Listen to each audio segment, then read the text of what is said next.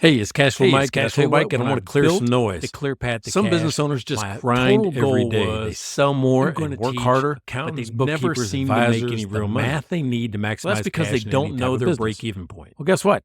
Here's And what if I you found think out of over the your last couple of business years. like filling That up a numbers swimming pool, don't change businesses. you're using a hose Conversations just to do. add water. Well, Yep. that's your Yeah, sales. you know, most But at accountants the spend same time, there's a 90% of their drain at the time preparing bottom, reports, and it's constantly analyzing numbers, letting and water delivering out. financial Well, statements. But that's your here's the reality. expenses, your rent, Clients don't make your decisions payroll, based your on inventory, reports. etc. They make decisions based at on first how it seems well like they understand all the the water financials you add and is what just they draining believe out. they should do next. And it seems like it In takes most client forever for it to conversations, just to they're accumulate nothing up more to a than level data where it dumps. starts to The rise. accountant But at talks, some point, the accountant that water reaches a high enough presents, level, shows where it PowerPoint, finally shows starts slides, shows paper, to and the rise client nods. enough And for at where the you end of the think you meeting, can swim. nothing actually Well, that's when changes. your revenue is higher than That's your why I expenses. built the elevation And you sequence. start making It's 8 actual key profit. techniques to getting. If your business feels like it's always client to working taking hard, action, but it's never rather filling up, than just you might compliance, still just doing be what they're replacing told. what's The draining whole out. book that I wrote was "Don't You Tell Me need to What know to Do." exactly how much water you need TELL before you stands can for start terminate seeing every real long results. lecture. This is a So work if you want session, to talk something your that happens clients between a little you bit and your better, client know a little bit that more actually about drives break-even points, action finding and hidden moves cash, the needle as subscribe far to as this results channel. are It's called concerned. Clear the Noise. Right? It's Or a check out my framework that's programs designed at to address the cashflowmike.com. exact issues I'm going to talk about today.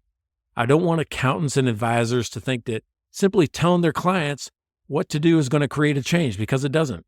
Real change happens when we guide our clients towards clarity and confidence in action. Right now, what I want you to do is help your clients move beyond the numbers and into advisory conversations that drive results. And the foundation of the work, guess what? It's mastering this client conversation. And that's what we're going to focus on today. These are the things where I took my 7 years as a state trooper and learning the concept of verbal judo, talking to people on the side of the road so you can actually get them to own their own decisions, and watching 14 seasons of Hoarders, looking at the interaction between the client and the psychologist. So that's what we're going to focus on. I'm going to talk about 5 key steps on that you should be thinking about every time you have a conversation with your client about financial improvement.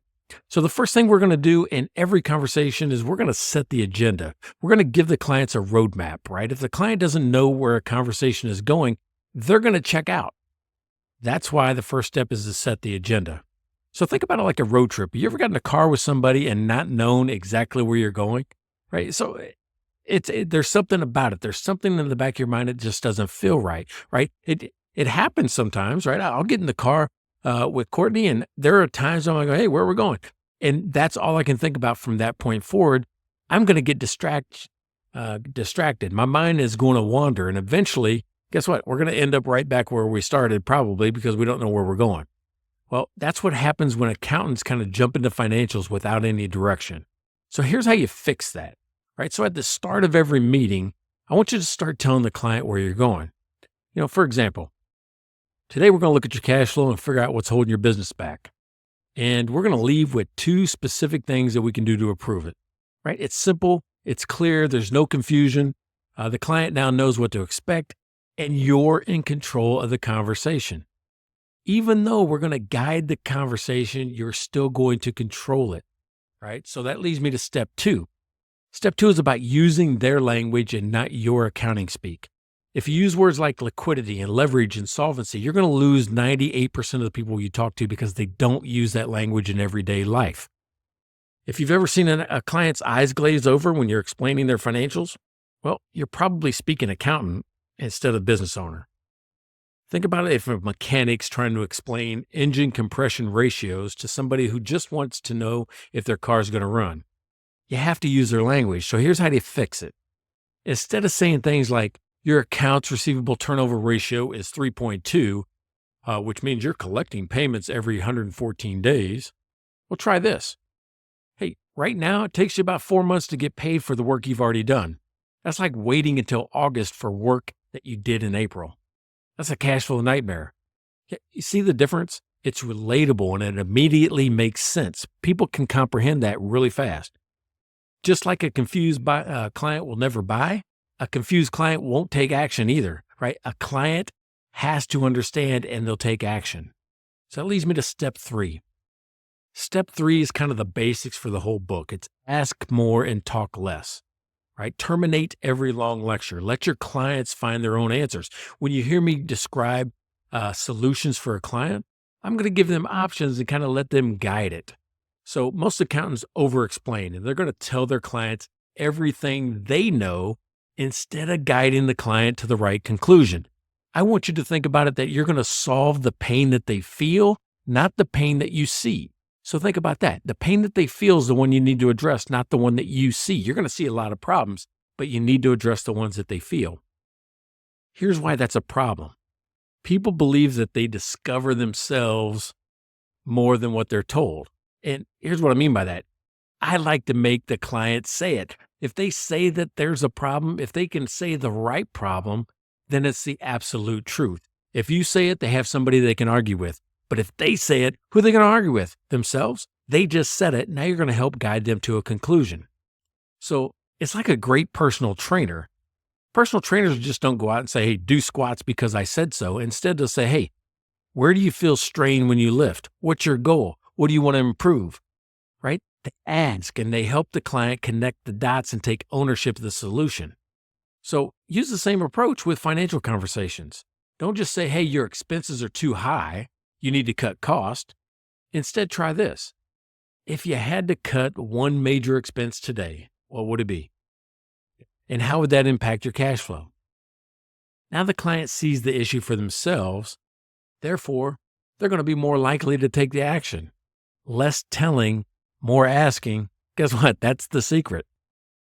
So it leads me to step number 4, right? Step number 4 for me is I want to make financial data actionable.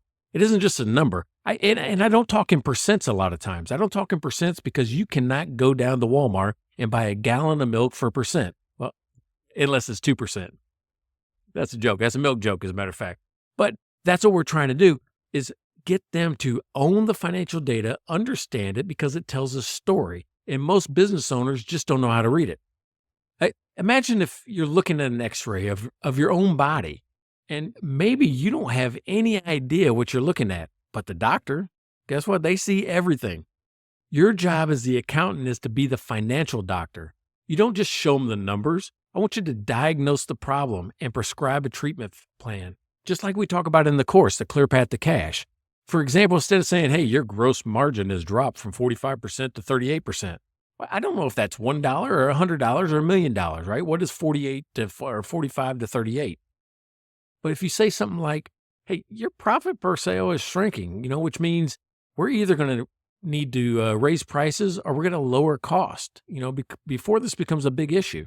So what option do you feel comfortable with doing? You see the difference? We're framing it in a way that the client isn't just looking at the numbers, but they're making decisions based on what you're asking them. Your profit's shrinking. We got 1 or 2 choices to make here. Which one do you feel like you want to try first? That gives them the autonomy. They're still in charge. It's still their business. They're not being told what to do, and you're working alongside them, guiding the conversation. So at the end of the meeting, I want you to do step 5, right? Step 5 is about next steps, and never leave a meeting open-ended. What I mean by that is always end on some homework. Here's what you're going to do. Here's what I'm going to do. Right? Always give them little bite-sized pieces of information. Don't overwhelm them. If you give them an inch or 2 inch thick binder of things to do because you found 100 problems, they're not going to do it. They're not going to touch it. The list is too big, and they're just going to set it aside. 2 to 3 things max. Sometimes I only give 1 because they know that's something they can do before the next meeting, and you keep them engaged with you over a longer period of time because they want to see what's happening next. They don't feel like it's too big a problem. How do you eat an elephant? 1 bite at a time. That's the same way you fix a business. So here's what I want you to do with this. Imagine again, you're going into a doctor's appointment and walking out with no prescription, no treatment plan, just a bunch of test results. How would you feel? Would you feel like you got help? Probably not, because you don't know what happened. You just know that you got the results of these tests that you can't interpret. And it seems like too big a deal and you don't know what to do next. That's what happens when accountants in a meeting without clear next steps. So instead of saying things like, all right, we've gone through your numbers, I'll see you next quarter, right? Take a look at that and just fix them when you can. Here's what I want you to do. I want you to say something like, Hey, let's start here. First, we're going to tighten up your invoice process so you get paid faster because we don't have a good follow-up. We don't have a good reminder system. And then secondly, we're going to cut your slow-moving inventory to free up some cash. That sound good? Bite-sized consumable chunks. You got 2 little things. Hey, we're going to tighten up your process. We're going to reduce some of your slow-moving inventory. Every financial conversation should end with one actionable takeaway. Otherwise, all you've done is present. All you did was tell. Terminate every long lecture instead of changing a business. You need to be able to change a business. So I want you to be able to shift from accountant to advisor. I know nobody tells you how to do this, so I'm trying to put it together in step-by-steps and principles and formulas and pillars. But most accountants right now are focusing on delivering accurate financial statements, things that happened in the past. Here's what it looked like. But the ones that truly change businesses focus on clarity and what they want them to do next. What do I do to improve my current situation? So I have a few techniques. Some of them are math-based. The Clear Path to Cash is all about math. Some of them are conversation-based. The elevation sequence is all about 8 different conversation techniques, defining issues and solving them fast. So if you want to go deeper and if you want to learn to master this skill, just look at my programs because numbers don't change businesses, conversations do. And if you want to elevate your impact, it starts with how do you talk with your clients. You want to learn more? Check out 𝐾ashflowmike.com. Go check out my programs.